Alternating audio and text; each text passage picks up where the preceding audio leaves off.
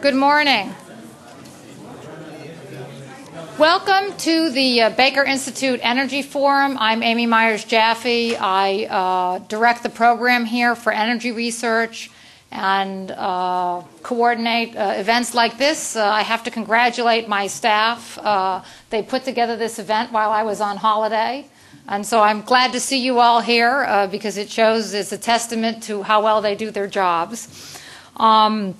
Just to tell you a little bit about us, the Energy Forum is about 10 years old. The Institute is a little older than 10 years. We celebrated our 10th anniversary, I guess it was last year. We have more programs than just the energy program. We also look at health and tax and space policy and science and technology policy.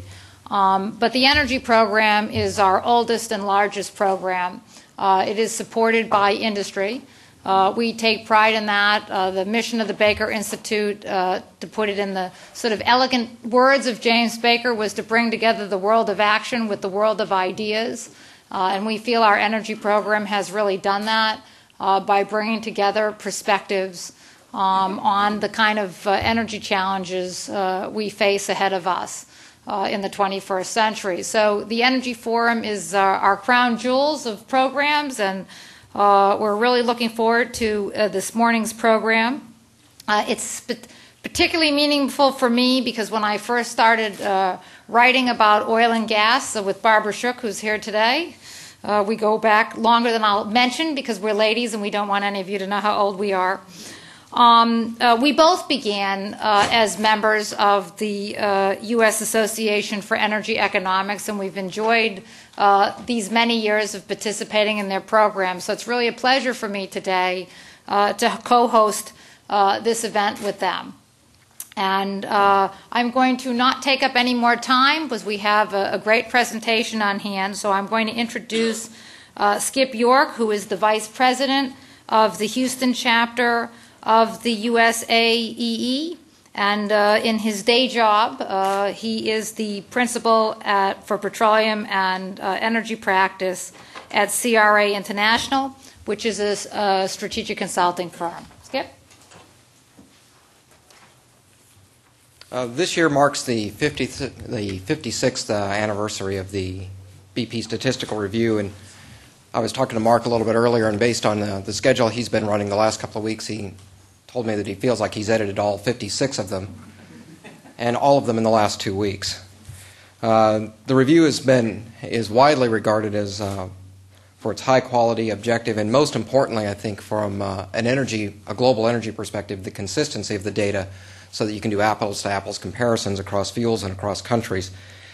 And I'd like to personally take this opportunity to thank BP for making their information available to the public.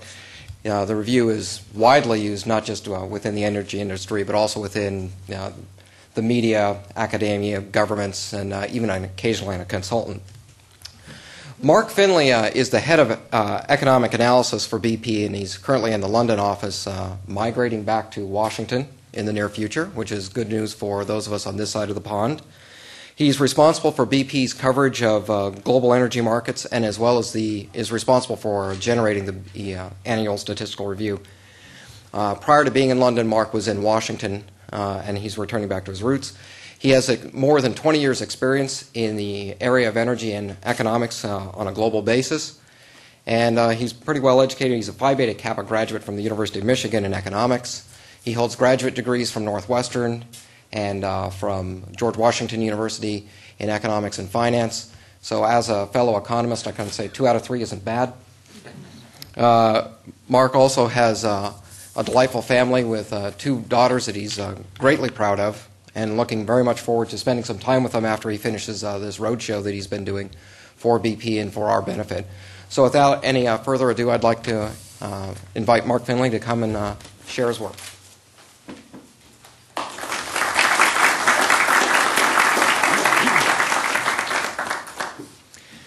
Thank you very much, Skip and Amy, for the kind introductions and for hosting us here. It's a great pleasure to be back in Houston and a privilege to have the opportunity to present BP's annual statistical review of world energy here at the Baker Institute. As you've heard, this is the 56th year of the Statistical Review of World Energy. And over that period, the objective of the publication has never changed. It has always been and remains to provide objective, timely, unbiased, comprehensive global energy market data. And now I would also freely admit that other than a few pointy-headed number-crunching nerds like me, looking at a book that's full of numbers and tables isn't particularly enjoyable or enlightening. And so what we also do is produce a presentation that helps to put some of those numbers into perspective. And in fact, that is the purpose of today's presentation, to put a global perspective around the numbers that we produce. It's the same presentation that we use in all of the major energy capitals of the world. It has been or will shortly be presented in London, Washington, D.C., Riyadh, Beijing, Moscow. And again, the goal everywhere is to provide that same global perspective. The presentation should take about 40 minutes, and that should leave us with some time for discussion as well. So what we'll do today is begin by actually looking backwards through the history, and we'll put the energy markets into perspective using some different analytic lenses. We'll look at the history of energy markets over the last 5, 10, 15 years. Then we'll turn our attention to 2006 and see where last year's energy market data from around the world fits into the broader historical context that we've put together. Now, I hope you'll indulge me, but I'm an economist, and so my first question is always, what does it cost? And this chart shows, as a bit of establishing context, the developments in global energy prices over the last 15 years, indexed to a common starting point so that we can compare them. And what we can see, we see the price of crude oil, natural gas, coal, and then a weighted average of those three based on current shares of consumption around the world. If we look at the first 5 years as a single increment, we can see that prices were relatively stable. Not a lot of variability. Obviously, prices were much lower than they are today. And prices were relatively stable despite the fact that there were some significant geopolitical events at the time. The collapse of the Soviet Union, the war in Iraq. As we move into the second time frame here, this is 1996 through 2001, we begin to see more volatility. Oil prices in particular collapsed in 1998 and then rebounded strongly as underlying supply and demand fundamentals firmed and as OPEC became more assertive in trying to manage production levels and achieve price targets. Natural gas prices, for the most part, follow the price of crude oil for two reasons. First, in competitive market economies, like here in the United States, oil and gas actually compete against one another. And we'll see examples of that coming up in the presentation. But also in many parts of the world, the price of natural gas is linked via contracts to the price of oil. Meanwhile, coal prices were relatively stable and in ample supply. If we look at these 5 years on average, average energy prices increased by only about 8% compared with the preceding 5-year period. Now, of course, all that has changed in the most recent 5-year period. The price of crude oil has risen every single year, and in fact hitting record highs, at least not on a non-inflation adjusted basis. The price of natural gas has generally followed, but with some wrinkles around that. For example, last year, gas prices here in the United States fell, while they continued to rise in Europe and in Asia. Meanwhile, you can see coal prices continued to rise, but not by as much, and in fact, they've leveled off in recent years.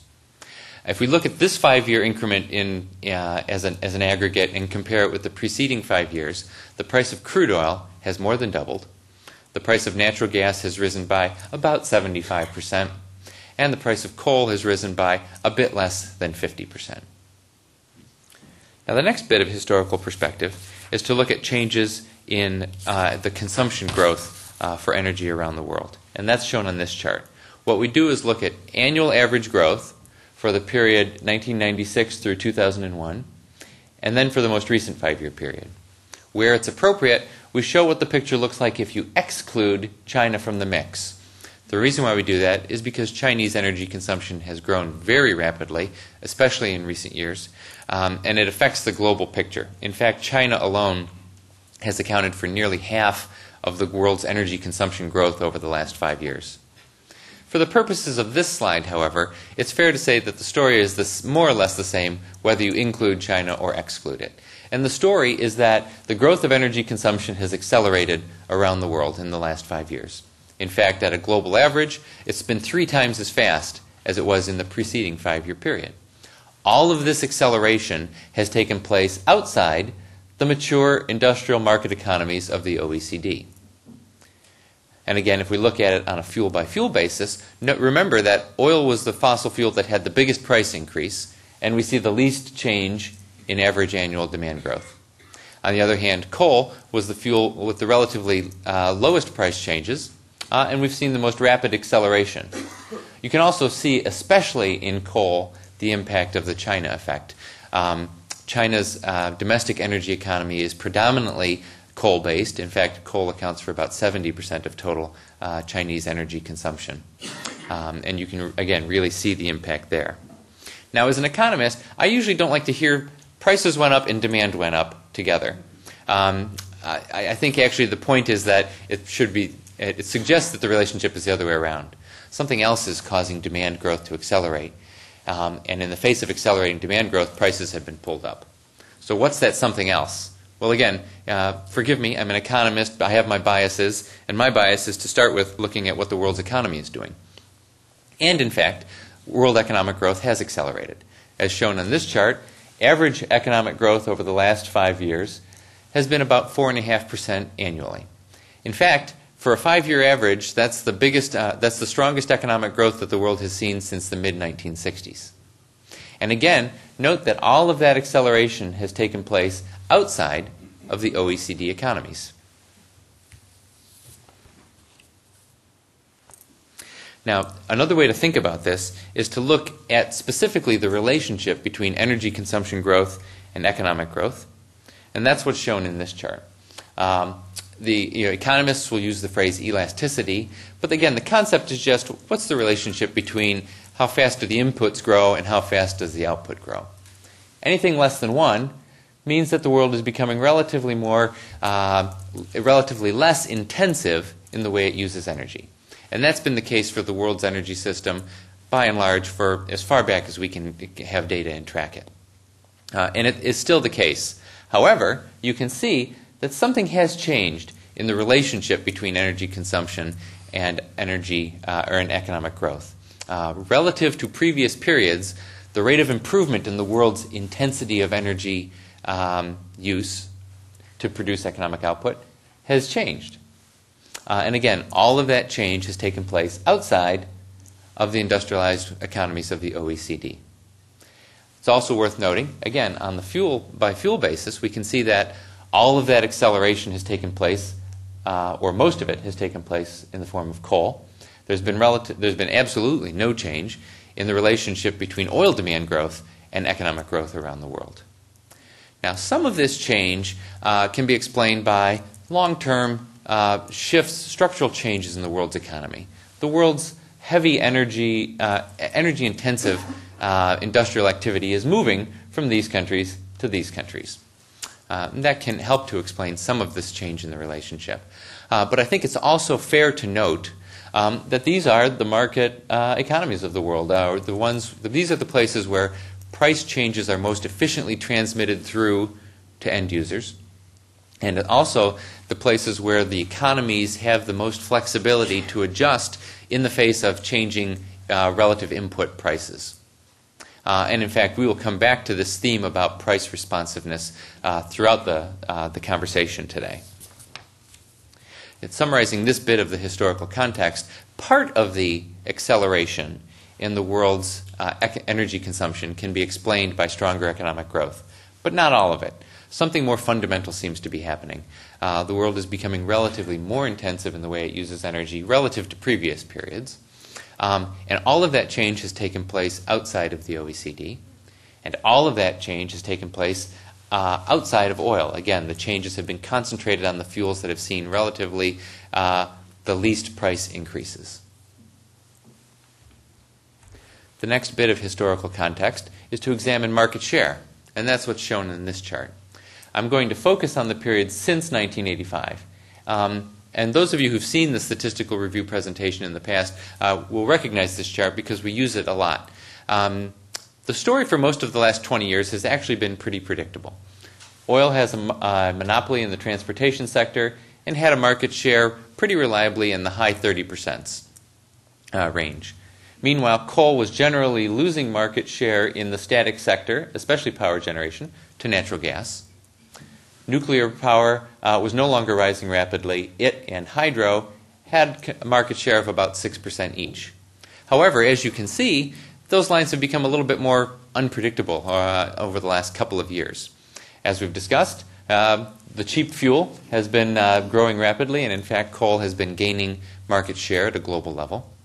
If we exclude China, natural gas is still the fastest growing fuel in the world, but the China coal effect is really overwhelming that, and as a result, gas's market share has stabilized. Meanwhile, oil, the fuel with the biggest price increase, has seen the most response on the demand side and has actually been losing market share at a global level. Now, different parts of the world will vary in how this picture looks. For example, here in the United States, oil has actually been winning market share, gaining market share over the last 5 to 10 years, largely at the expense of natural gas. The U.S. industrial base was built over many decades around natural gas that tended historically to be abundant and relatively cheap. That is no longer the case, and industrial sector energy demand has been suffering greatly, and that has especially fallen hard on the gas industry. So gas has been losing market share generally in the United States. Now, all of this has implications for carbon emissions, which are shown on this chart on the left-hand side. An important caveat to this data is that this is not official, audited carbon emissions. All this is a rough indicator as calculated by the oil, gas, and coal consumption data in the statistical review. We don't count carbon that might be sequestered in the form of plastic or asphalts. We don't count non-fossil fuel emissions of CO2 or other greenhouse gases. Again, it's a rough back-of-the-envelope calculation to give an indicator of what happened in 2006 and to put that into historical perspective. And the perspective is that emissions are rising, and they're rising everywhere around the world, including in the countries that have ratified the Kyoto Treaty. The chart on the right-hand side shows the carbon intensity of the world's energy consumption. Again, this can be viewed as a proxy for coal's market share.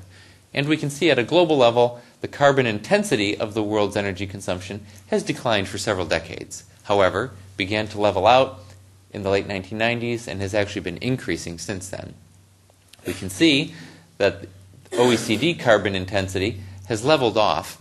The implication is that the increase at the global level must be coming from outside the OECD. We can also see, just on a sheer level term, how much higher China is than the world average, and again, that's because of the predominant role of coal in China's domestic energy mix. The next few slides will focus on the changing geography of the world's energy consumption and production. First, on the consumption side. This chart shows the market share of the world's total energy consumption on a regional basis. We can see that China's been the big winner, nearly doubling its share of world energy consumption over the last 15 years. Other emerging market economies have also been growing market share at the expense of the OECD countries, which now account for only about half of the world's energy consumption, and the former Soviet Union. Important to note, however, that the rapid decline in the share of world energy consumption we see in the former Soviet Union happened in the early 1990s. In fact, it happened when the Soviet Union became the former Soviet Union, when the energy consumption along with the economies of those regions declined very sharply. In recent years, energy consumption has been growing very rapidly in those countries, but from a much smaller base. Now, while the world's energy consumption geography has been changing, so has the production geography. And this chart shows regional changes in gas production around the world over the last 15 years. The important point to note is that in the early part of the time frame that we're thinking about, gas production was rising in the key consuming centers.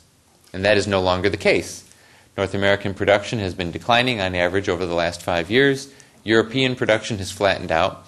But remember, consumption continues to grow. What this means is that to meet continued growth in consumption, production has had to accelerate elsewhere around the world, and in fact, that's what we see. The other implication of this is that the trade in natural gas must be rising rapidly. And in fact, 15% of the world's natural gas crossed an international boundary or was internationally traded in 1991. And today that figure is 26%.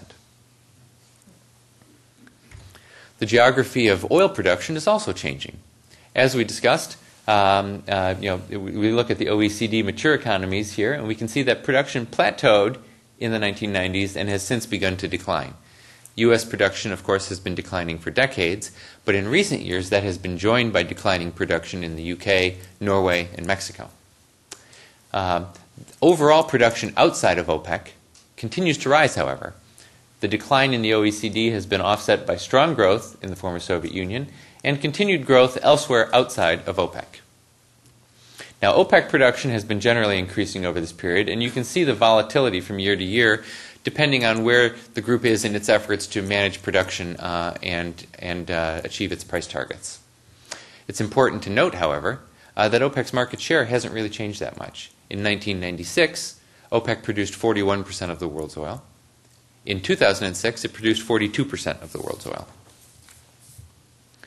Now, this growing disparity between where the supply is and where the demand is suggests that globally energy trade must be growing rapidly. And in fact, it is. This chart shows inter-regional trade of all fossil fuels based on the production and consumption aggregates in the Statistical Review. It's inter-regional, so we don't count trade, for example, within North America. But even if we tried to track global oil or gas trade, you'd get a very similar picture.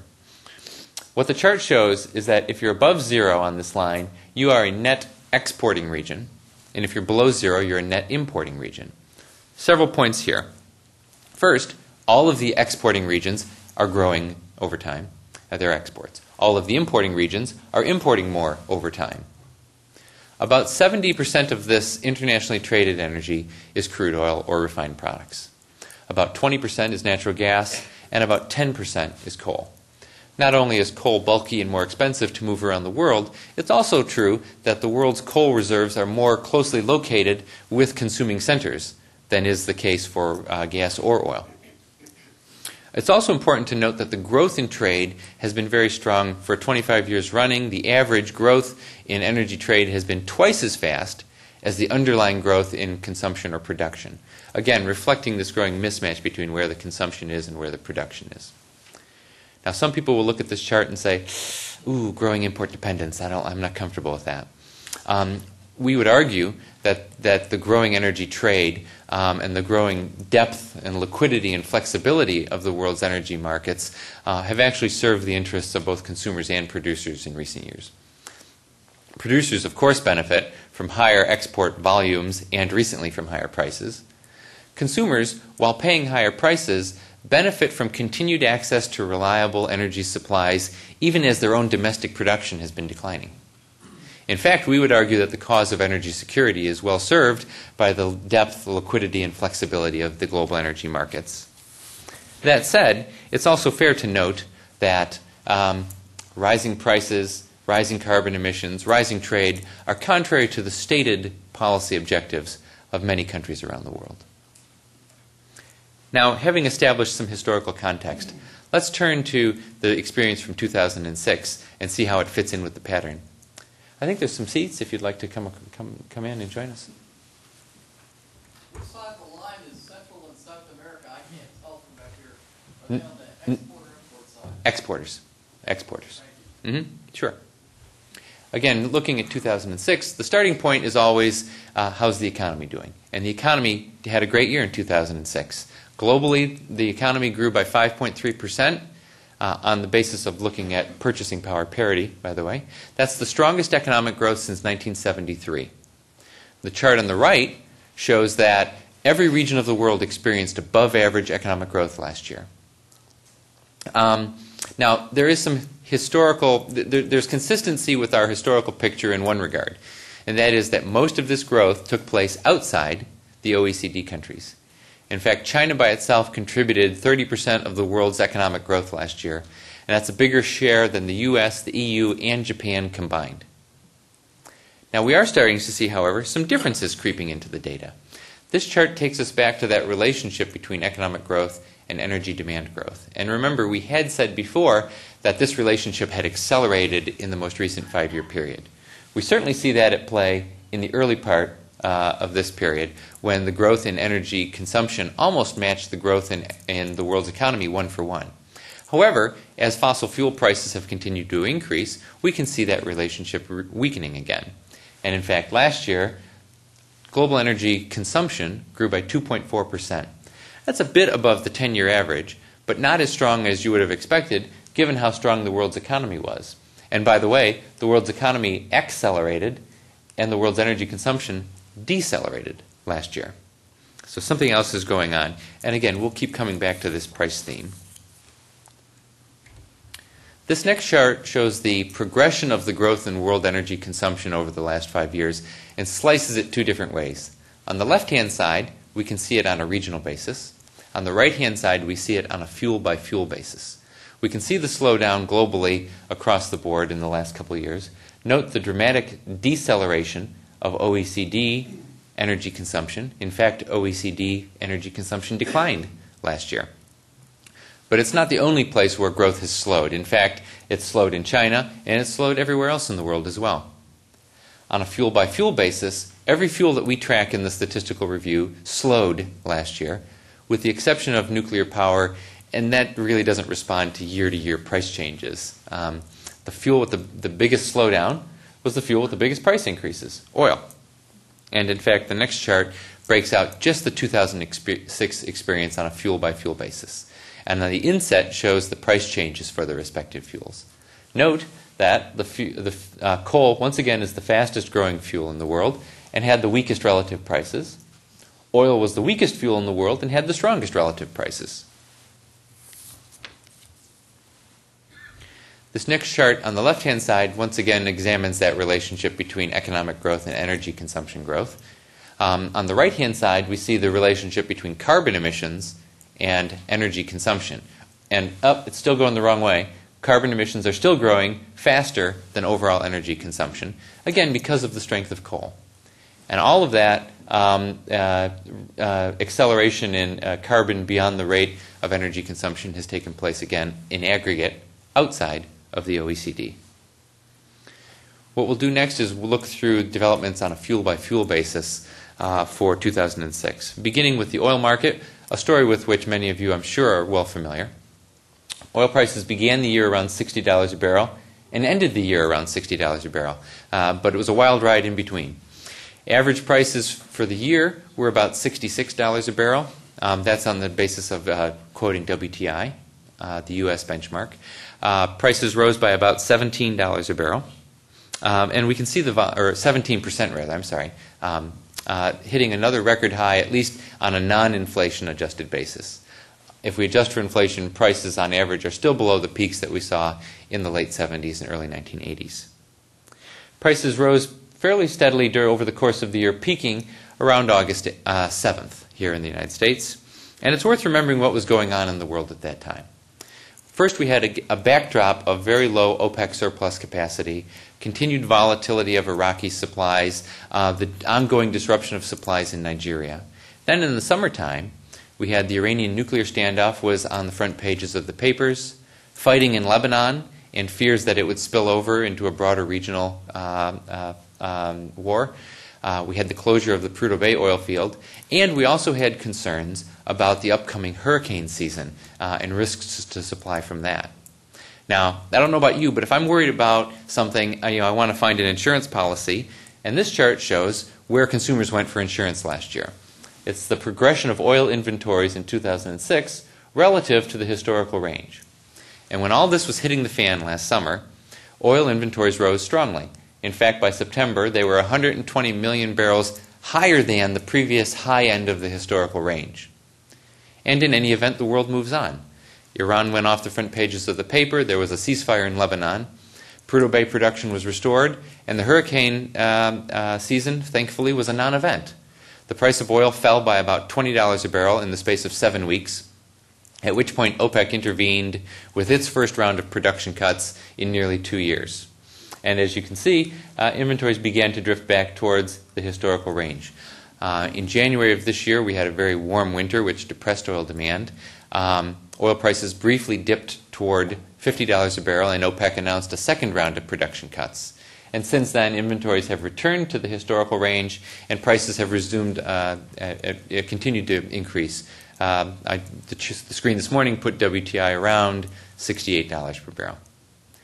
The lines on the bottom show the progression of OPEC spare capacity over this time period. We began the year with spare capacity at some of the lowest levels we've ever tracked. That rose late in the year due to a combination of OPEC production cuts and additions to capacity, most notably in Saudi Arabia. In fact, of today's 3 million barrels a day of surplus capacity, Saudi Arabia continues to account for the vast majority, about 75% of the total. If we turn to oil demand, globally oil consumption growth was very weak last year. It was about 650,000 barrels per day. That's half the historical average. And remember, that came at a time when the world's economy was very strong. This chart, I think, makes the point pretty clearly about the impact of prices. We've spoken already about China, but if we set Chinese consumption growth aside for the moment, what this chart tells us is that if you're an oil importer, your consumption growth was below average. If you're an oil exporting country, your consumption growth was above average. For the OECD countries as a whole, consumption actually declined by 400,000 barrels per day last year. That was the biggest decline in OECD oil consumption since 1983. Oil production globally increased by about 400,000 barrels per day, and that was the weakest growth since 2001. There's a lot of different ways to slice this data. This chart shows the biggest changes on a country-by-country basis. Overall, OPEC production rose by about 200,000 barrels per day. And here's the way I would think about that. I would single out Iraq first, because Iraq alone among OPEC members is not party to the production sharing agreements. Iraqi production grew by about 170,000 barrels per day. In other words, Iraq by itself accounted for all of the net growth in OPEC supply. Production elsewhere within OPEC was basically flat for the year. A bit lower crude oil production and a bit higher production of natural gas liquids and condensates, as natural gas production is rising rapidly in those countries. Elsewhere, production in the former Soviet Union has gotten back to the pre-Soviet peak or pre-Soviet levels.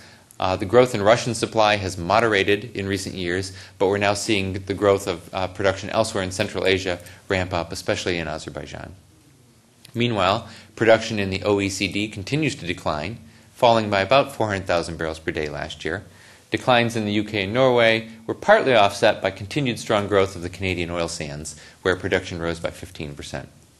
U.S. production, by the way, was basically flat for the year, recovering from the hurricane-related disruptions of 2005. Elsewhere around OPEC, or elsewhere outside of OPEC, production rose slightly, largely due to growth in Angola, and of course, as you know, that bar will have a different color next year because Angola has now joined OPEC effective January 1st. Next, a brief word on refining. We report two different threads of data on refining in the statistical review: refinery throughput and crude distillation capacity.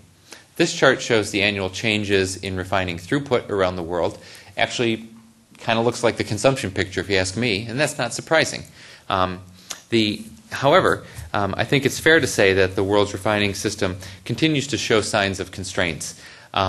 It's not in crude distillation capacity, by the way. We track data on crude distillation capacity, and it shows that there's plenty of surplus capacity for simple crude distillation capacity. And in fact, the growth of crude distillation capacity last year was higher than the growth in oil consumption for the first time in 5 years. Where the refining system around the world is constrained is in the availability of upgrading capacity to produce extra volumes of gasoline and light-end products that the world is increasingly demanding. And that lack of upgrading capacity was exacerbated by the continuing outages of Nigerian supplies, which tend to be relatively high-quality crude, and by outages, unplanned outages, including some here in the United States relating to the hurricanes, and a batch of unplanned outages that we've seen so far in 2006 and this year. Globally, we tend to think of refining as a fairly competitive industry. As I mentioned, we are seeing in the data that capacity expansion in crude distillation is now exceeding the growth of consumption. We think we can see the investments in place that will help to ease some of the bottlenecks in the upgrading capacity as well over the next few years. Turning next to natural gas. Gas is not like oil in the sense that it's not really a global market. It's a series of regional markets with some connections made by trade in LNG, which we'll come to. This chart shows the spot prices for natural gas in the UK at the national balancing point, and Henry Hub in here in the US in red. And for reference, we can also include the price of residual fuel oil, which is the basis upon which we analyze these markets anyway. Now, the big picture for natural gas is that gas consumption continues to grow. Last year, it rose by 2.5%, and that was slightly above average. Again, coming back to this theme, however, what we can see again is that consumption growth varied by region. And in general, what we saw was that consumption growth was very weak among importers and was relatively strong among exporters. In fact, we saw three outright declines in gas consumption among three of the biggest importers in the world. In the Ukraine, where Russia and the Ukraine negotiated much higher prices in 2006. In the UK, and in the United States. Now, in the UK, the country is undergoing a transition from having recently undergone a transition from being a gas exporter to a gas importer. And the physical infrastructure is struggling to keep up with that changing reality. So when there was a very cold winter in early 2006, there just wasn't the capacity to pull in imports via pipeline or to draw down storage rapidly enough to meet the spike in demand. The only option left in a flexible market economy was for prices to go higher to balance the market. And in fact, natural gas consumption in the UK fell by 5% last year. Part of that was offset by burning more coal, and coal consumption went up in the UK, as we will see shortly. Now, in the US, the situation is a bit different. And again, I'm sure many of you are well familiar with this dynamic. Overall, the US gas market was very weak, or relatively weak last year. Weak relative to the price of fuel oil, for example. Overall, US gas consumption declined.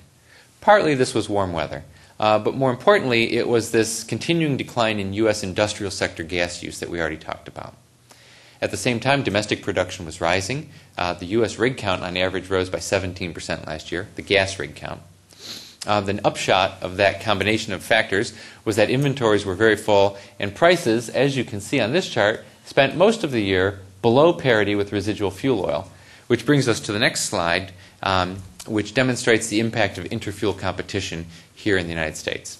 This chart shows the price of natural gas compared to the price of residual fuel oil as realized by U.S. power producers. And the green bars are the changes in the use of residual fuel oil to generate electricity. In 2005, gas was generally expensive relative to residual fuel oil, and the U.S. burned about 400,000 barrels a day of fuel oil in power generation. Last year, gas was cheap, and the use of residual fuel oil, as you can see, declined sharply. In fact, it fell by 60%, and the 200,000 barrel a day decline in residual fuel oil use in power generation accounted for almost all, or virtually all, of the total decline in U.S. Oil consumption last year. In fact, gas use in power generation rose by 7%, so strongly that it actually backed out some coal use as well. And overall coal use in the United States declined. In fact, in the United States last year, consumption of oil, gas, and coal all declined, despite a fair, an average year for the U.S. economy. Now, I had mentioned that gas consumption was weak among the importers and strong among the exporters. We can certainly see that at play in the example of Russia. Russia saw the biggest growth in the world last year incrementally in gas consumption and production, for that matter. This is not the normal picture for Russia. Normally, what we can see in Russia is that gas prices are very low. Demand tends to exceed the availability of supply that's available for the domestic market, and we have physical rationing, especially among power producers and industrial users. But that was not the case in 2006. In 2006, we saw fairly robust growth in production, largely outside, by independent producers rather than the state company Gazprom. However, Demand in Russia's export markets, as we've discussed already, was relatively weak. In Western Europe and in the CIS states, the result was that there was a lot of gas available for domestic consumers, and they jumped on it. Domestic consumption grew by 7%, which was 5 times the historical average. And by the way, Russia's not alone in this dynamic, the dynamic that is of high consumption growth among producers. We also saw this dynamic at play in Asia, in South America, elsewhere in the FSU, in Canada, for that matter. For the record, Chinese consumption and production of natural gas rose very strongly last year as well. Each rose by about 20%. The noteworthy development in China is that China is now a member of the global gas system, having become a gas importer by opening its first LNG terminal in the middle of 2006. Now, we've spoken about energy trade more broadly elsewhere. This chart shows changes in LNG production or exports and imports in 2006. Note the only decline that we have on the list is the United States, and we talked about how weak the U.S. market was. Globally, LNG trade grew by 12% last year, and that's twice the historical average. However, overall, globally, gas trade was actually pretty weak last year, and that is because pipeline shipments were actually flat year on year. Again, due to this combination of weak pull on the importing end of the pipeline among the consumers, and also strong domestic demand growth among producers, helping to reduce the amount of supply that's available.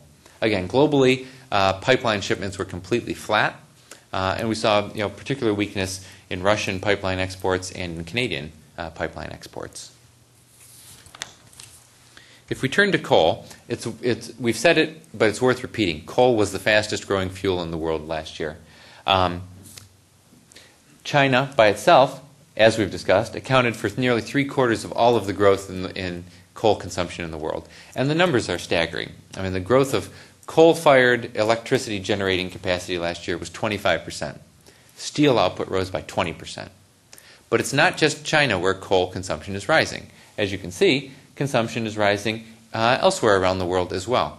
And in fact, on a regional basis, every region of the world saw coal consumption rise last year, except the United States and the Middle East, and that coal isn't really material to the balance there. Coal consumption rose even in Europe, despite the existence of an emissions trading scheme and the Kyoto commitments. And in fact, that's part of the reason why coal was able to rise in the EU last year, because there was no effective penalty for burning coal. This chart shows the price of carbon emissions on the EU's emissions trading scheme. And there's 2 important points to show here. The first is the gray line, which is the spot price. And you can see that spot prices for emissions permits collapsed in the middle of 2006 and have continued to decline. In the middle of early 2006, it became apparent that the EU had set production ceilings in a way that was not a binding constraint on the system, because actual emissions were going to be lower than that. And if there's no penalty, if there's no need to buy emissions permits, who would pay for them? And in fact, the price is basically zero.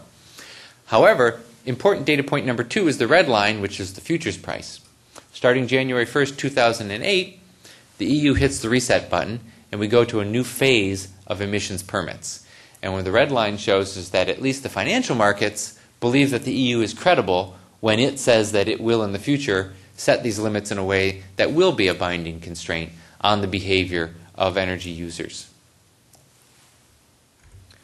Turning next to non-fossil fuel sources of energy, there's tremendous interest around the world, everywhere around the world, in these energy sources due to the combination of rising fossil fuel prices, climate considerations, and energy security concerns. Now, while these fuels are important to the energy mix of individual countries, and while they can have an important role at the margins of energy markets, at a global level, they're not key drivers of the energy situation. As we mentioned, hydro and nuclear account for about 6% each of the world's primary energy consumption, and those numbers haven't really changed for 20 years. Last year, nuclear power output rose by about 1.5%, close to the 10-year average. Almost all of that growth was due to running existing power plants at higher capacity utilization factors. There were 2 new nuclear power plants brought on stream last year, one each in India and China. But but actually that incremental new capacity was more than offset by the retirement of 8 nuclear power plants in Europe. Meanwhile, on the hydro front, we've had 3 years in a row of above-average growth. We've seen some new capacity coming on stream in China, India, Brazil. It was also an adequate year for rainfall in the U.S., and that offset drought conditions in Canada and Scandinavia. Turning to renewable energy, we do not publish data in the printed statistical review on ethanol or other forms of renewable energy because the data is not to our standards of quality, timeliness, and completeness. However, given the interest, we do try to track it, and we report it on our website. And what the data shows is that renewable energy, most forms of renewable energy, are growing very rapidly, often helped by government assistance, but from very, very small bases. So, for example, wind power grew by 20% last year and has grown on average by 30% a year over the last 10 years.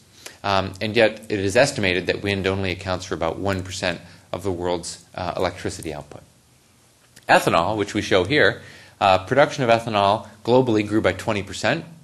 90% of the production is still in the U.S. and Brazil. Average growth rates for the last 5 years have been nearly 20%.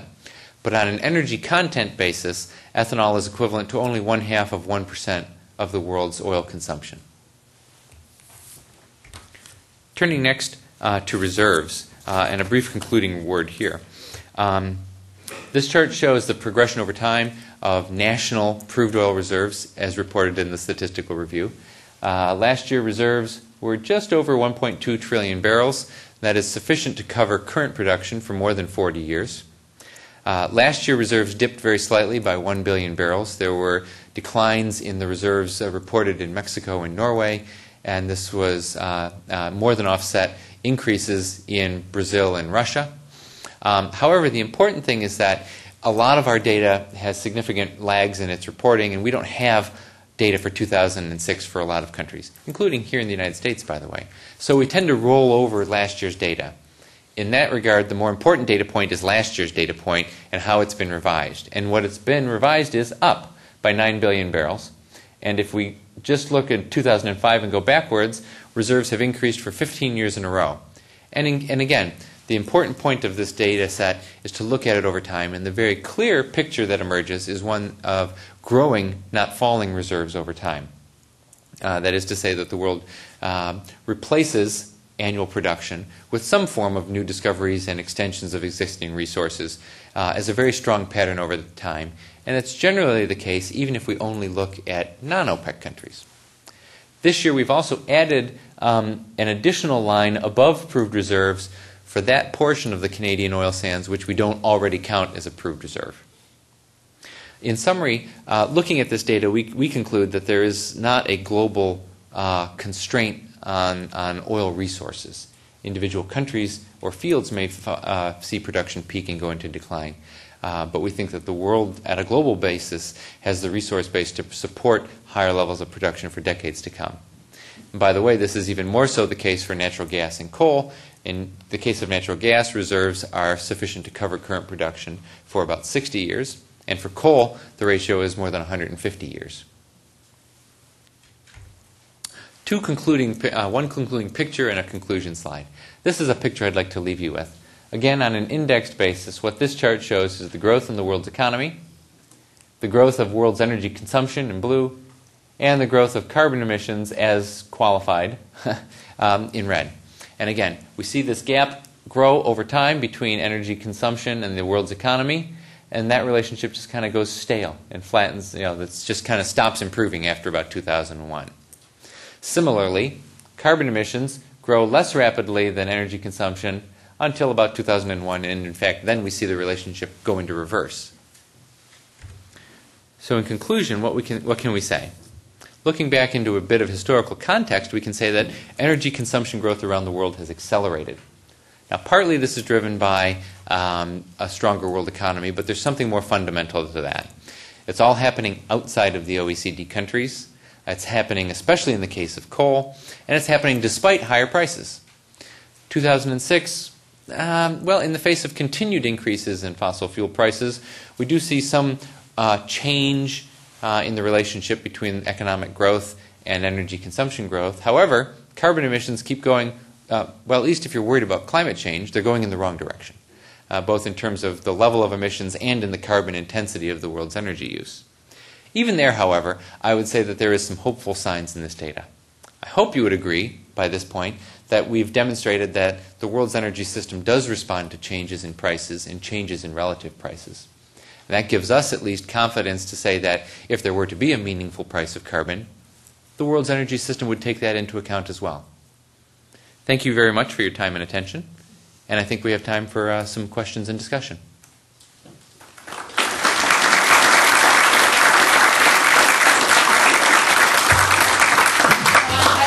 Mark, for that. That was a very interesting overview, and interesting to see that we're not in tandem between economic growth and energy consumption. It's sort of a new feature of looking at the world. We have some questions or comments?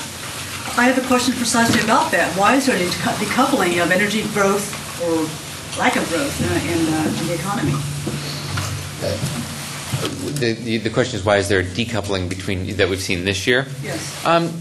Well, it's always been the case that number is less than 1.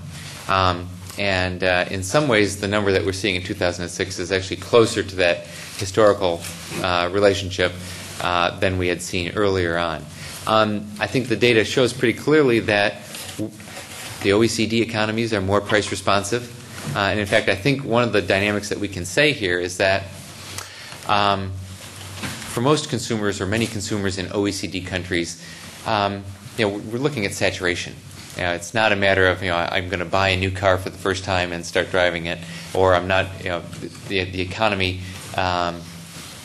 doesn't have that rapid, robust growth, especially in energy-intensive industry. Price matters more over here. The bigger driver. I infer from the data, the bigger driver outside the OECD is that rapid economic growth rather than prices.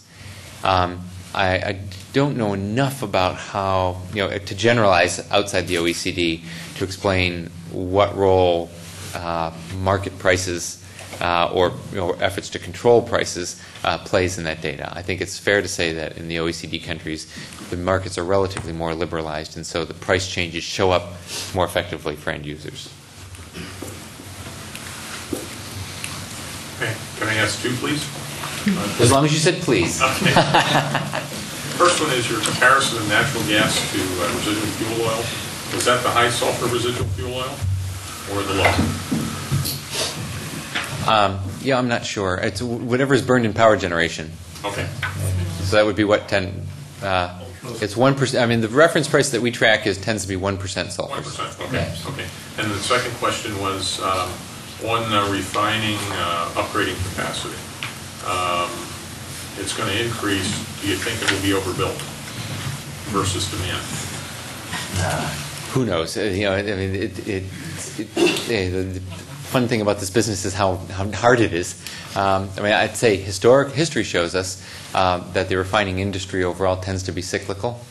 But upgrading capacity, by its nature, that's the piece of kit that tends to run flat out when you do have it.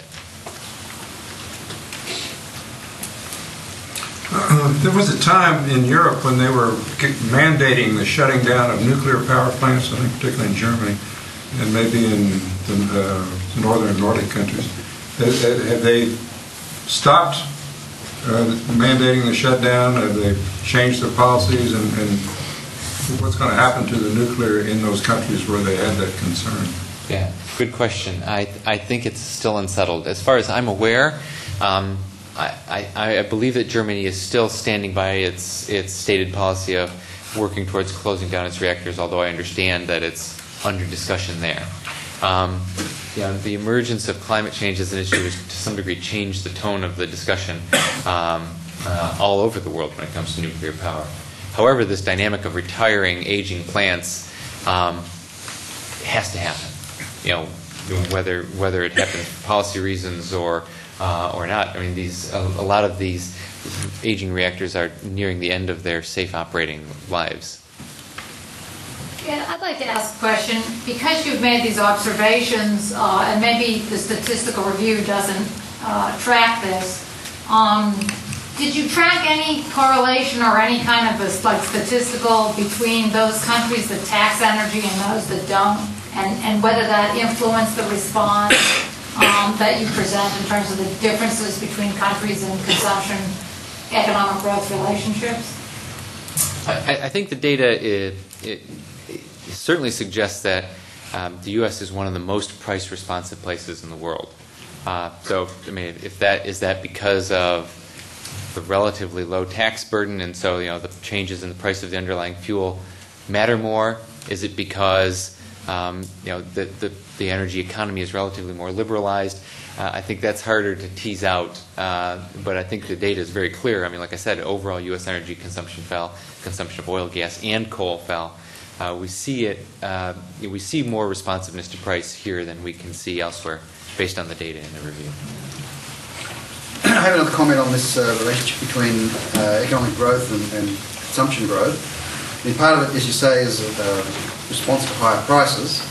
But there's some work we've done here at the Baker Institute also suggests the relationship between economic growth and the demand for energy is non-linear.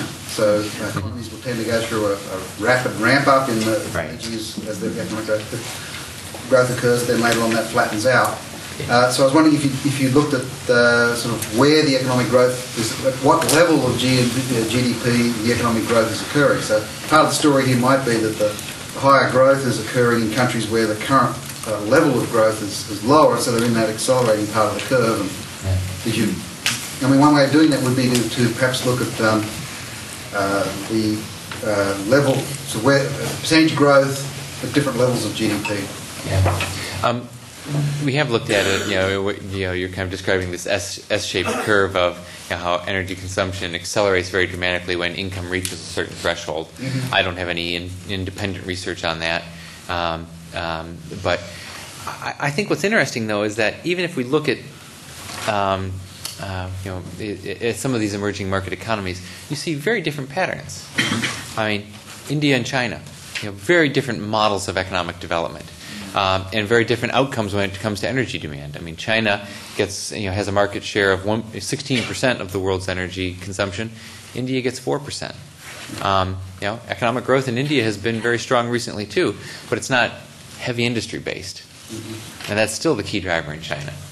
Elsewhere, other ASEAN countries, other Asian emerging market economies, we've seen actually oil consumption growth has been very weak, partly because the rapid escalation in prices has made price support and price controls unsustainable.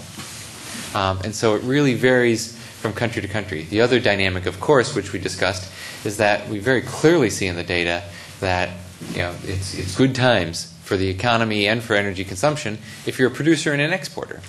And that's, again, these are all things that kind of play into the mix, on a year-to-year and over a short-term time frame that don't really that are separate drivers than this S-shaped curve for development.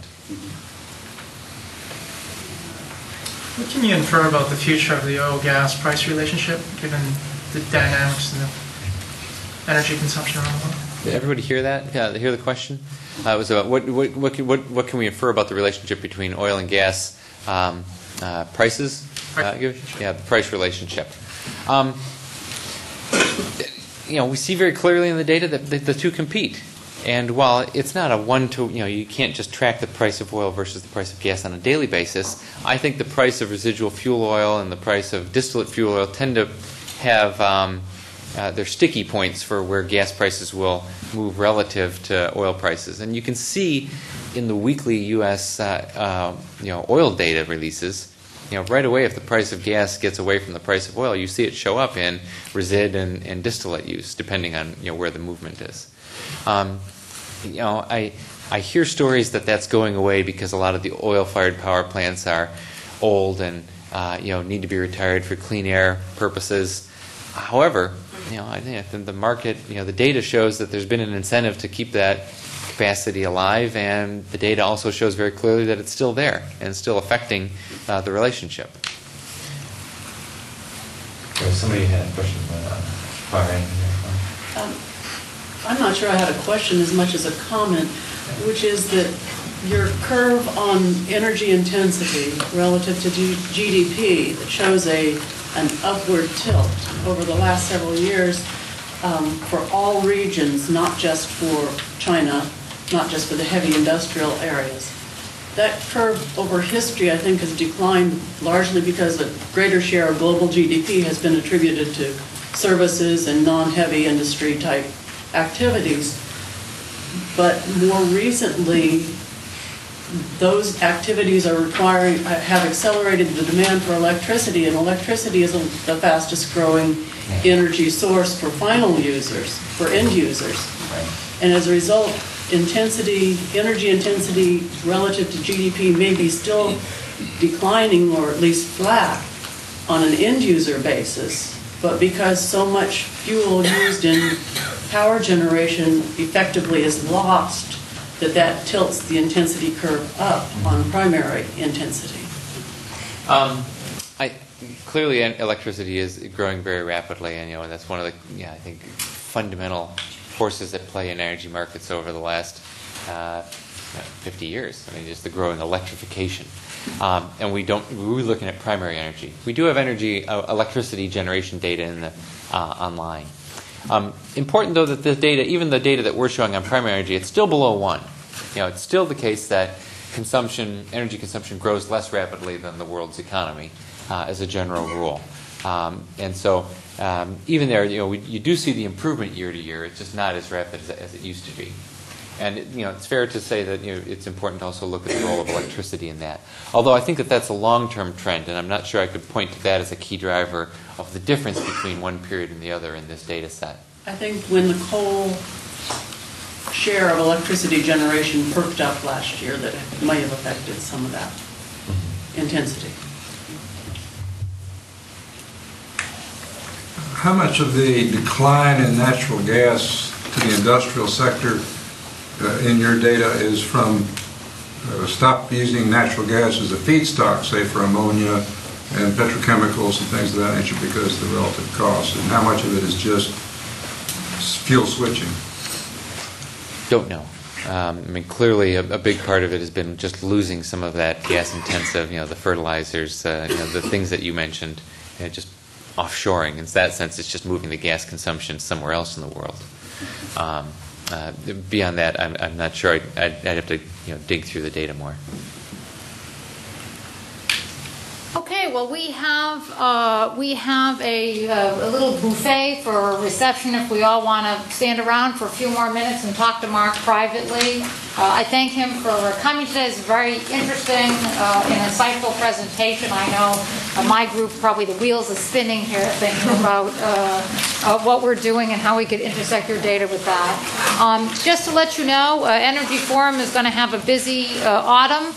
We're a little bit on the road, so that may not affect all of you, but those of you who are international travelers, we have a big conference in Beijing, September 14th.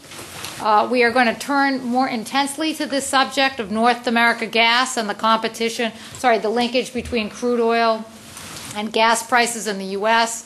And the impact of imports and where they're going to come from in North America. We have a big conclave on that, releasing a new Baker Institute study on that topic. Come November 16th. We've worked with the IPAA and McKinsey on that program, and so we're really looking forward to releasing our results. We've been trickling them out slowly, but this will be our big capstone event to really bring all the research together. And we hope to have a lineup of oil ministers and heads of states and so forth. We're kind of working on that now also for the fall, looking around the Middle East and elsewhere, South America, Mexico. So I wish you all a good summer. Hopefully we'll have some other events trickling in this summer, but I think we'll be back with a bang starting in September. And thank you very much for coming. We look forward to doing some other things with USAEE, including working with you on the big annual conference in September.